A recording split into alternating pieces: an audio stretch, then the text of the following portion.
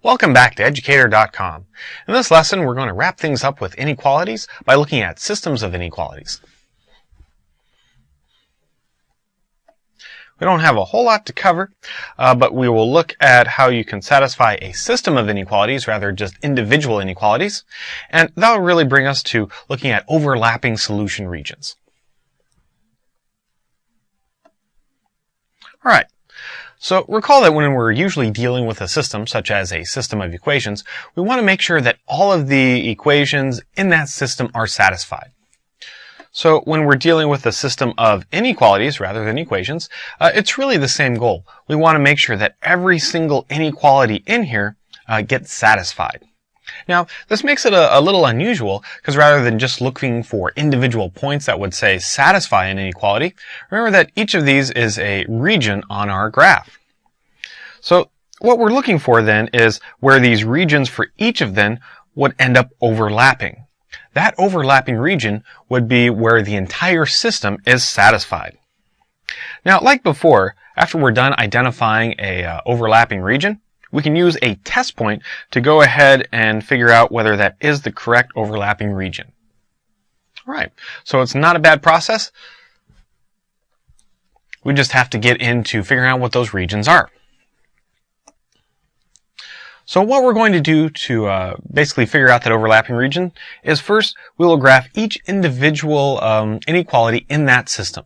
So that really breaks it down into figuring out the equation and figuring out what side to shade it on of that line. Be very careful that you're using either a dotted or a dashed line depending on the type of inequality in there.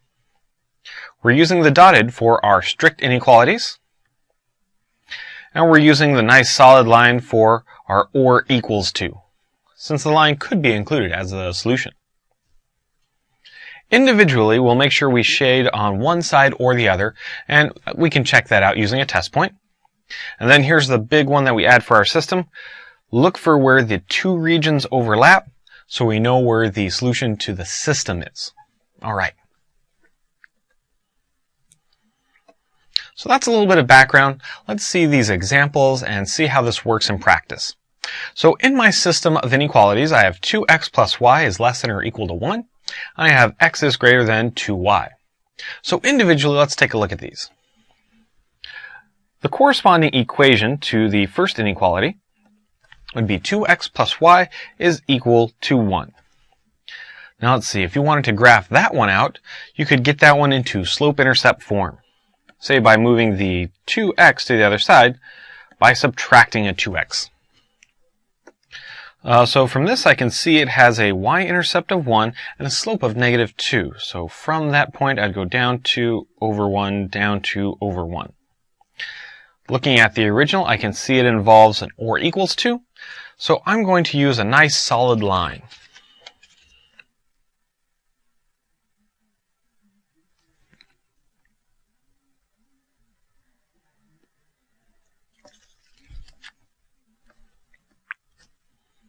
All right, now we have our equation. Now we need to figure out what side to shade it on. Remember, we usually grabbed a test point to figure out what it should be, and it's good to grab a nice test point that's easy to evaluate.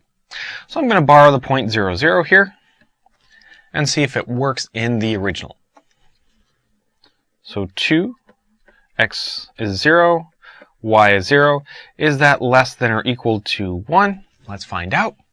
Let's see, 2 times 0 plus another 0 is 0.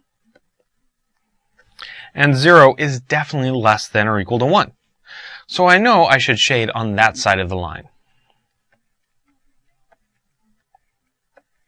So this entire region that we can see right now is really only for the first inequality in our system. We're simply just going to go through the same process for the second inequality and then figure out where both of their regions overlap. All right, there's that one.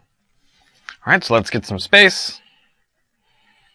And now let's see this process for the second equation. All right, so the second equation is x is greater than 2y. Let's see, maybe I'll find this one in its slope-intercept form. So I'd move the 2 to the other side by dividing everything by 2. Or I could look at this as the equation y equals 1/2 x. So it has a y-intercept of 0 and a slope of 1/2. So it goes through the origin 0, up 1 over 2, up 1 over 2, up 1 over 2, up 1 over 2. Okay? Let's use a dotted line, since the inequality is strict, and see what we have.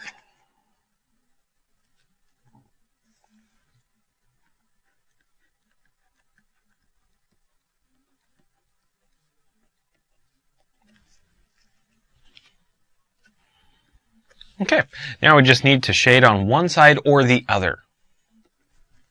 Let's see, a good test point for this particular line. Let's just choose one way out here. This one's at 3, 3. So plug 3 in for y, plug 3 in for x.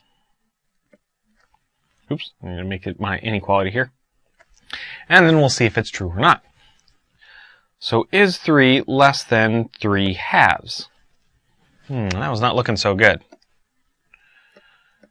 That is not true. What that means is we should actually shade on the other side of that line. So let's shade everything below it.